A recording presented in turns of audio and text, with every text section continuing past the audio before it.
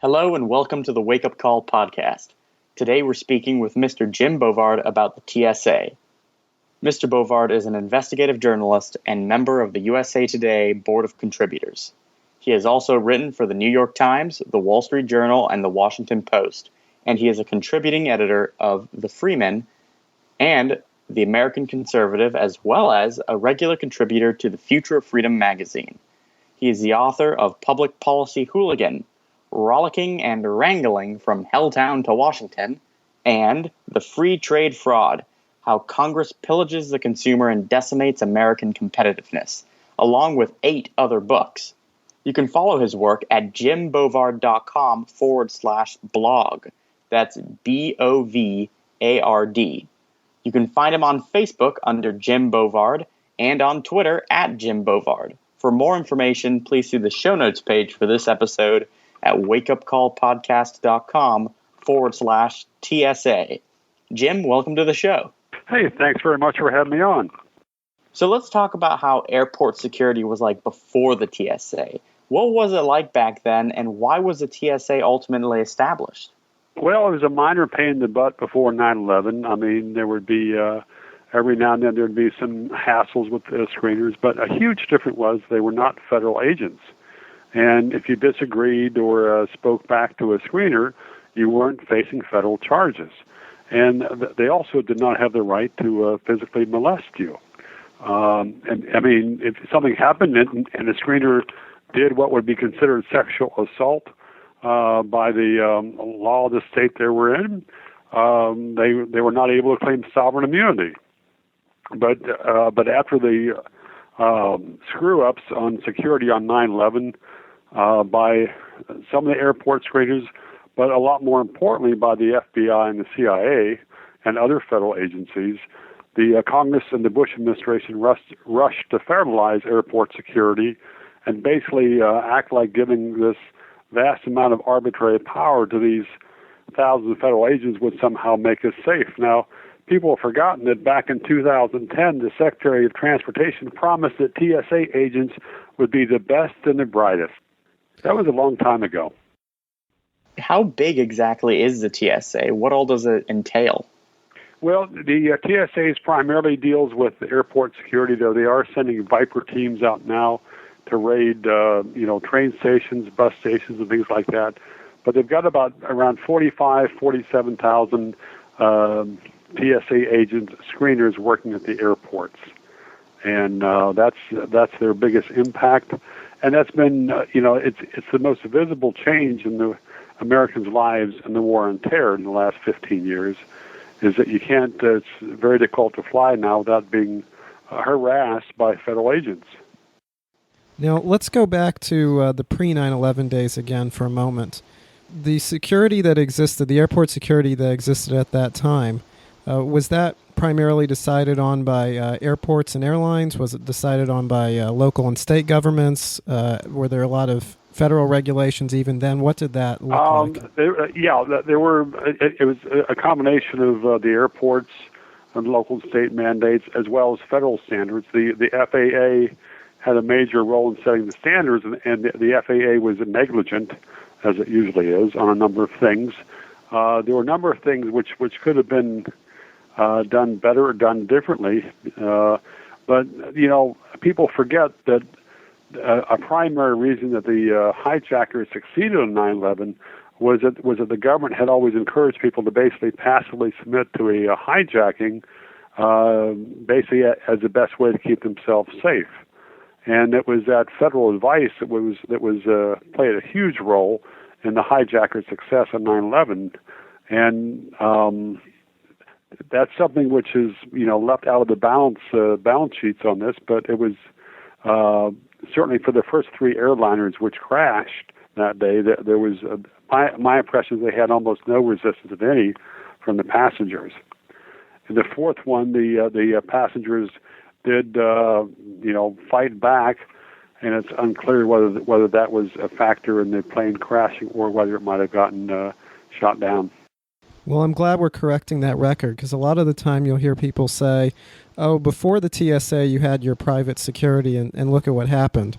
And we haven't had a major terrorist attack of that level since the TSA, so the TSA keeps us safe. But in reality, that's not true, and the government was to blame for what happened on 9/11 in terms of the security apparatus and the way passengers were taught to deal with hijackings. Right. People were supposed to stay passive, and passivity on airplanes and in most other places of life is not a good recipe for safety.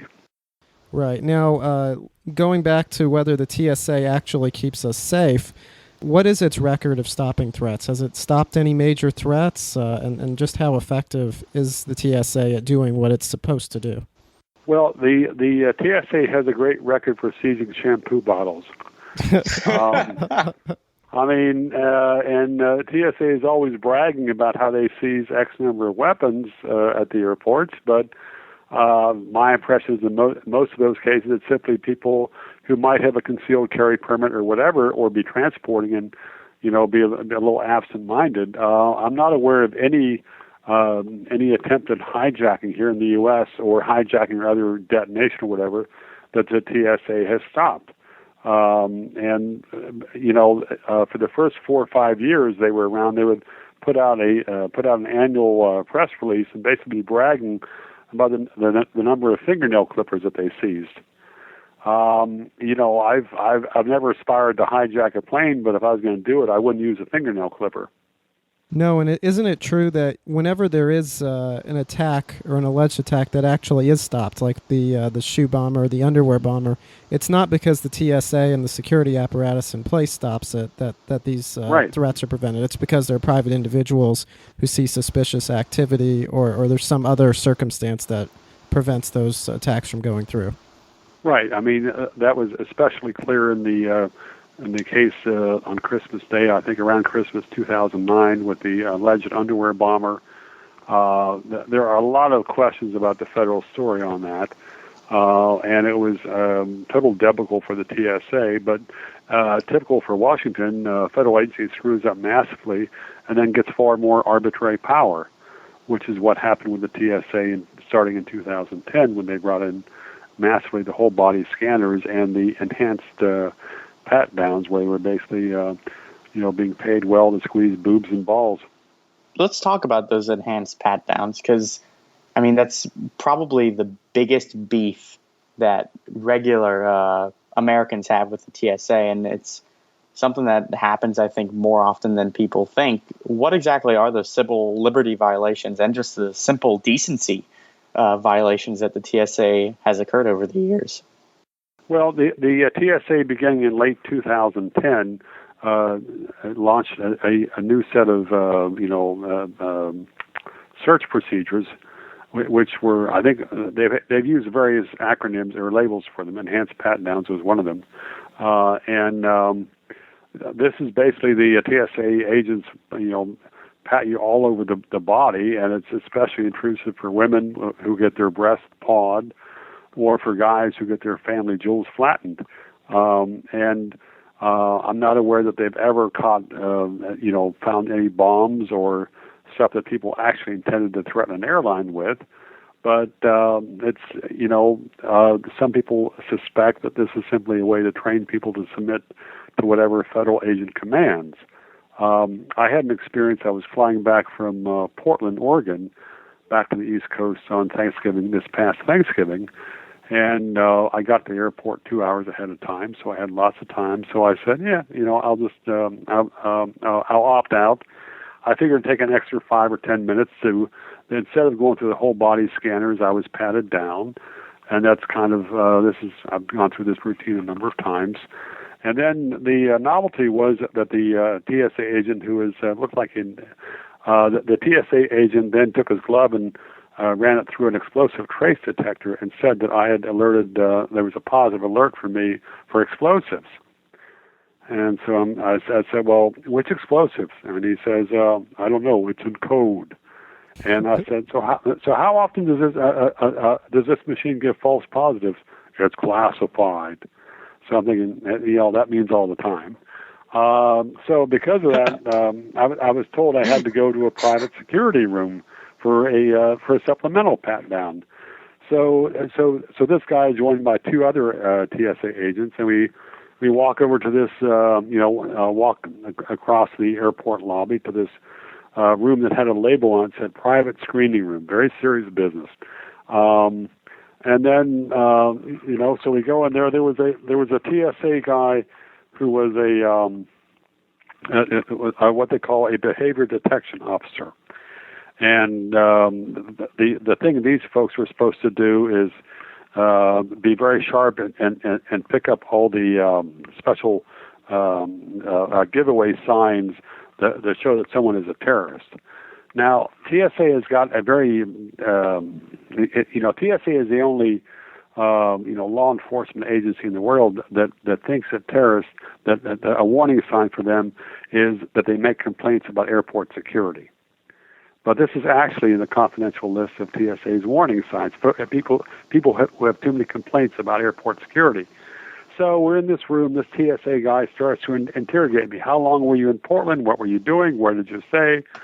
I answered his questions, and I finally told him that I was accustomed to TSA behavior officers asking me much better questions.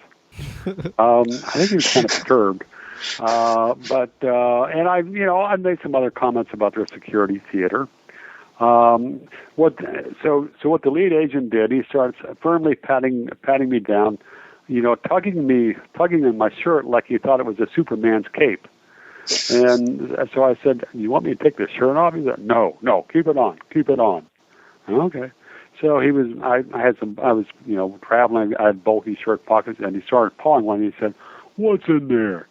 So I glanced down. I dug deep into it, and I found half a peanut. He said, So so he nods his head and kind of looks at the other guys, and then he does the same routine with the other pocket and says, "What's in there?" So I dug around with my finger and pulled out a small ball of lint. So I'm like, okay, well, damn, there's a terrorist suspect if ever there was one. And then so he was really patting very vigorously on the and then on my shoulders and back. I'm thinking like, dude, I offered him to take off the frickin' shirt. What do you want? And then he starts going up and down my legs. And where it got really interesting was he says he told me I had to hold they had taken my belt away long ago. I mean, the same thing that they do for convicts or people that they lock up in jail and they're afraid they're going to hang themselves with their belt. So he says to hold my pants up by the loops on the side. So I did. And then for 3 times, he amused himself by grinding his palm into my groin.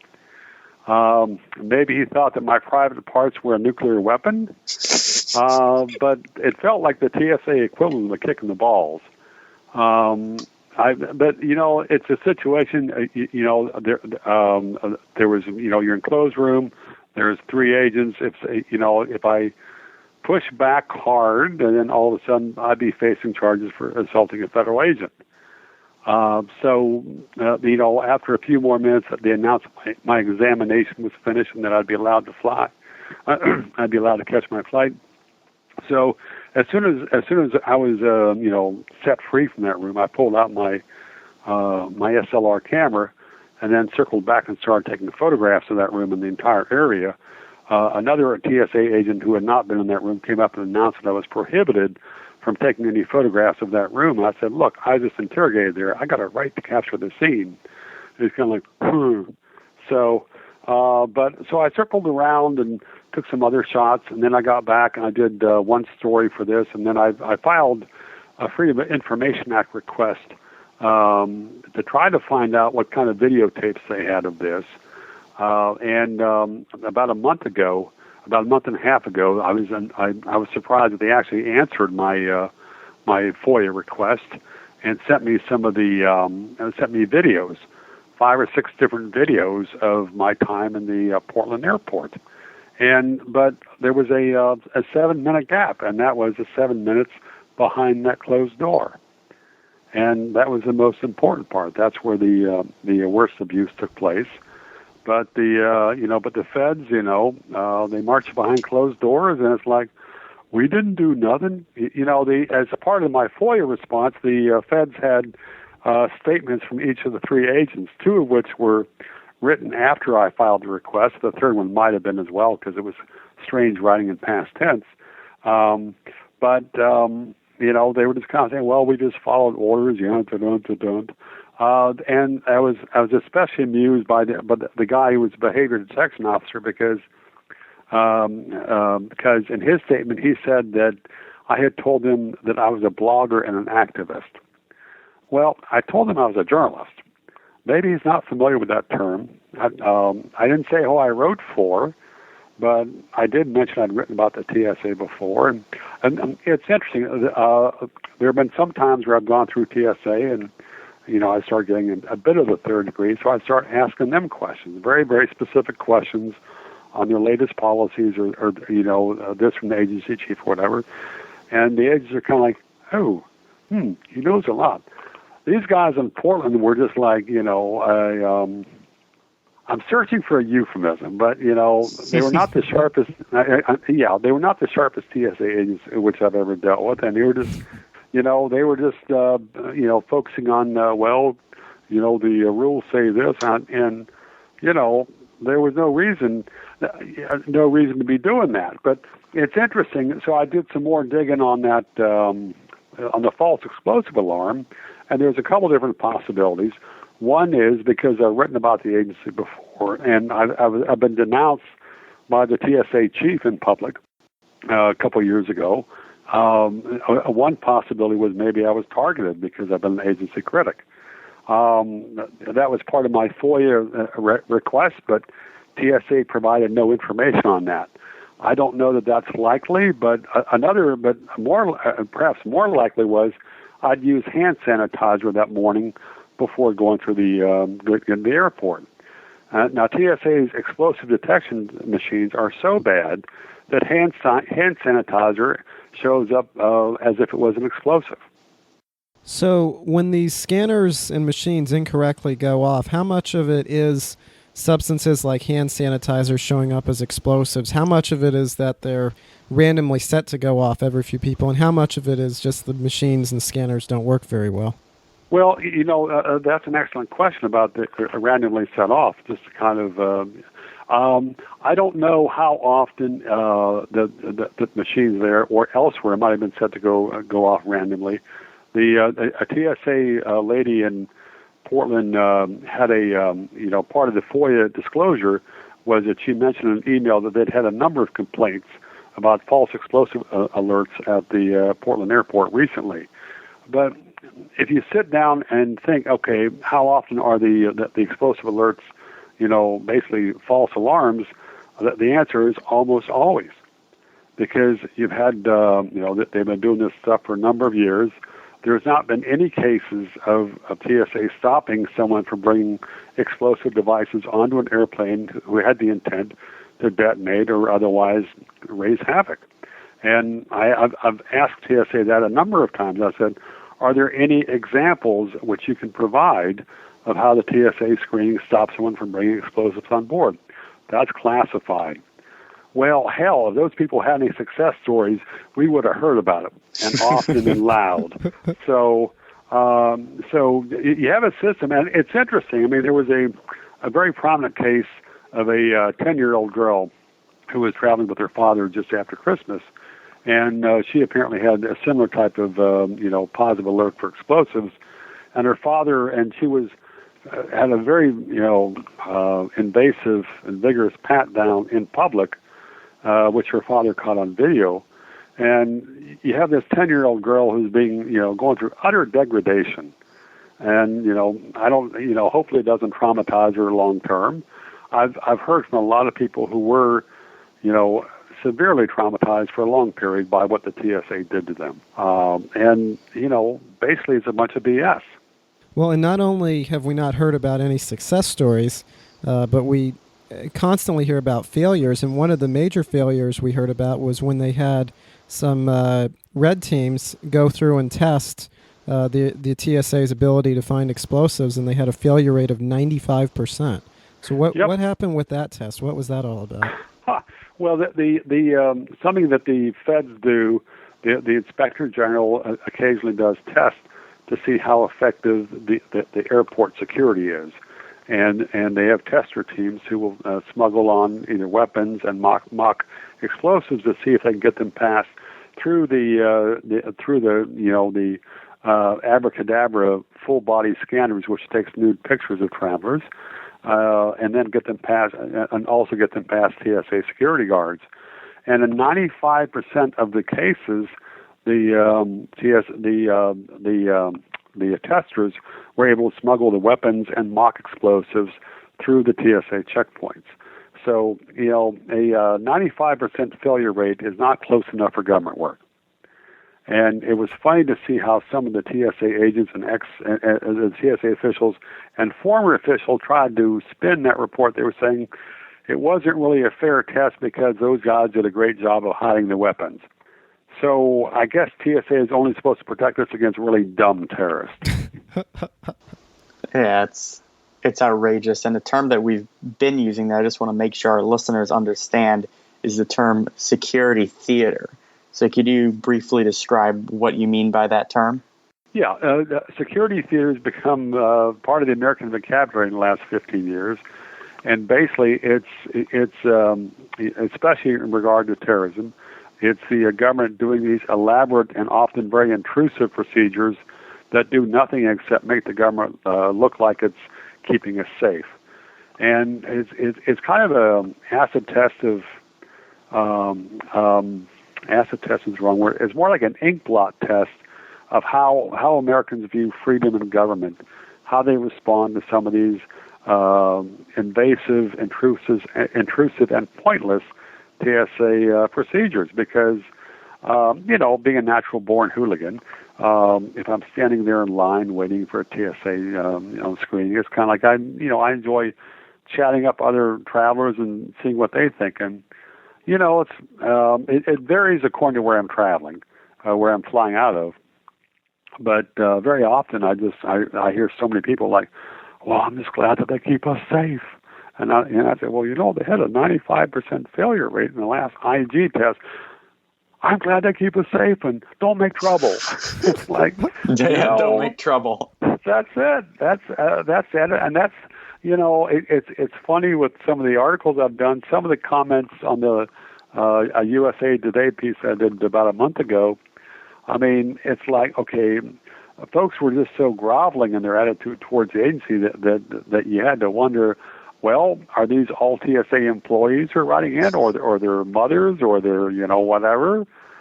Because it's really pathetic to see so many people who think that the government has to have the power to basically physically intrude and, if not physically, molest people under this ludicrous pretense of keeping us safe. So what sorts of people would want to work for the TSA? I guess there are people out there who get a thrill and a charge out of groping other people's private areas, but it must take a really sick type of person to want to do that. And even within that context, how frequent is employee misconduct, even by the TSA standards? My impression, well, there have been over 500 TSA agents who've been fired for stealing from passengers. And from the comments that some of those ones that were fired have made, that's, there's vastly more who have done it than have been caught. So, the TSA is a typical federal agency that makes more effort that often makes more effort to sweep problems under a rug than to expose them. And it's been able to claim, national security for almost everything. Like, for instance, on these pat downs, these supplemental pat downs, and which I filed, I think, more than one FOIA request on, and I've gotten no information on this. And but I was doing some cross-checking on this, and it turns out that the TSA and these supplemental pat downs uses the same intrusive procedure on people's groins that the military guards down at Guantanamo Bay use on the alleged enemy combatants. And this is something which leaked out in a federal court hearing. The Pentagon was being challenged on its intrusive searches of some of the detainees. And the Justice Department lawyer said in open court, told the federal judges that the intrusive searches at Gitmo were no big deal because it's basically like a TSA supplemental search. supplemental search in which the genital area is touched through the clothing with a flat hand, the same way the TSA does. Well, maybe I'm a shy country boy, but I don't want people touching my genital area, especially federal agents that, well, period. Let's just leave it at that. And this is the standard which the TSA is using to treat American citizens. They are, the TSA supplemental searches, it's as if the travelers are enemy combatants at Guantanamo. And one thing we also see a lot of with the TSA is racial stereotyping. They'll often pull people aside because of what race they are or because they might look Muslim. So what has the history been on stereotyping in the TSA, and why are they not criticized more harshly for that, especially in today's environment where people are very fast to decry stereotyping within government? Yeah, well, I've always suspected the TSA has been, really vigorous on me at these checkpoints since I fit their redneck stereotype. There have been a lot of allegations of that. I think at some points the agency bends over backwards to claim that it's treating everybody the same. I think that's, there have been some clear cases of abuses of that. I don't know how widespread it is. I think that, the fundamental problem is that the TSA is treating practically all travelers like major terror suspects, when if they had a reasonable security, system, it would recognize that the vast majority of travelers pose no threat to anybody. So do you have any idea, and now obviously this is going to be hard to estimate, but do you have any idea of what the economic costs of the TSA? Obviously, there's the costs of the actual agency itself, but then there's also the costs of waiting in line and getting to the airport early, and then being scarred by some of the things that a passenger might experience while being patted down or being dealt with by a TSA agent. So what are the economic costs of all this? As far as the psychological scarring, I have no estimate or thoughts on that, but certainly it's been a huge drag on time because, personally, if I'm going to the airport, then I add an extra half hour for TSA at least.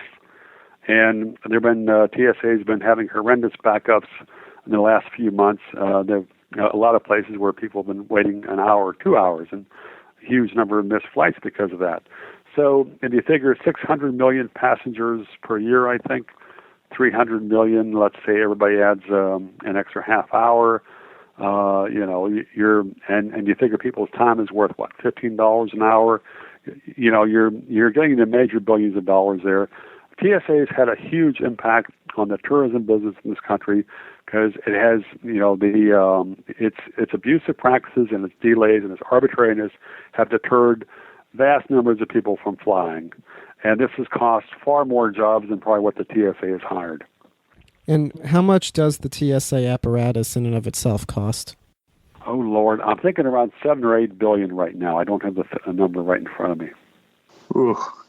And I mean, it's almost like it's out of a movie, you feel sometimes like you're in a George Orwell book whenever you're in the airport. I know at some of the airports I go to, they have, over the loudspeaker, they'll say, do not make any jokes or anything you might say may be interpreted as hostile and stuff like that. And you just kind of do a little bit of a double take and you're like, is this for real? I mean, it's just so outrageous. I mean, basically what they've done is try to make flying seem far more menacing. And that's part of the reason why a vast number of Americans no longer fly. And that's had a huge impact on the tourist business, and it's had a huge impact on deterring foreign tourists.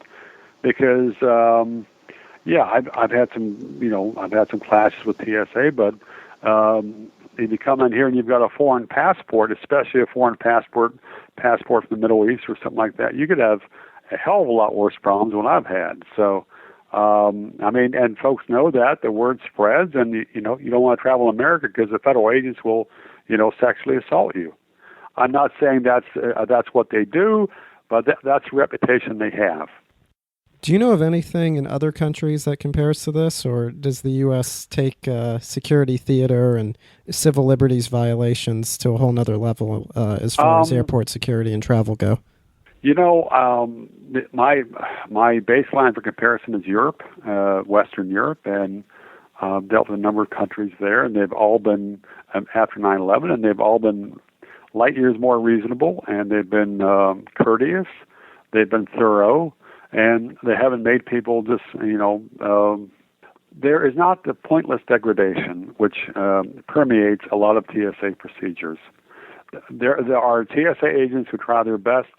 There are TSA people that try to reform the agency, but it has so much arbitrary power, and that has become institutionalized, and the agency can get away with the vast majority of its abuses because it can, claim it's national security, sensitive security information, so it doesn't need to tell you what it did or why it did this.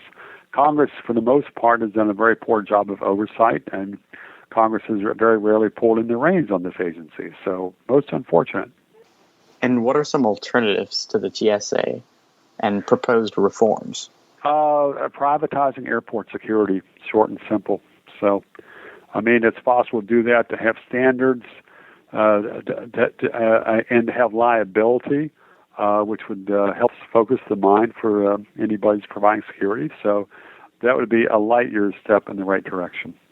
So what would have to happen in order for that to come about? Because as you alluded to earlier, the mindset of a lot of people seems to be, well, the TSA is inconvenient and it's no fun to go through, but it's better than the alternative. What could happen to convince people that there is a good alternative, and that is abolishing the TSA and having private security? Yeah, instead? There have been some airports that I think have switched to private security with no problems. TSA tried to make it very, very difficult for airports to switch. So, but this is something which, could happen. If more people in Congress made a bigger deal out of it, that would help. But that's this is a simple solution, and it's not guaranteed security, but the TSA sure as hell isn't either. So, okay. Do you have any recommended readings, and where can our listeners go to follow your work? JimBovard.com. I usually link my articles there in the USA Today or other places, Barron's, wherever, Wall Street Journal. Not that often, but and other places. So there's a number of very good websites on the TSA. TSA News Blog, I think, is one of them. But just search TSA and do a simple Google search, TSA and outrage, and you'll probably find some good stuff. Oh yeah, I bet that would turn up some good results. Absolutely. So I want to remind all of our listeners to go to wakeupcallpodcast.com/TSA. That's the show notes page for this episode. So we'll link to everything there. wakeupcallpodcast.com/TSA. And I also want to briefly mention that we just got a Twitter account for the show. So for those who are interested, they can follow us on Twitter at WUC Podcast. That's at WUC Podcast. And on that note, Jim, I want to thank you for joining us to tackle this TSA issue and put them in their place and where they belong. And we'd love to speak with you again sometime soon. Hey, thanks so much for having me on the air. It was fun to shoot the bull with you guys. All right. Well, thank you very much. Thank you. Sure.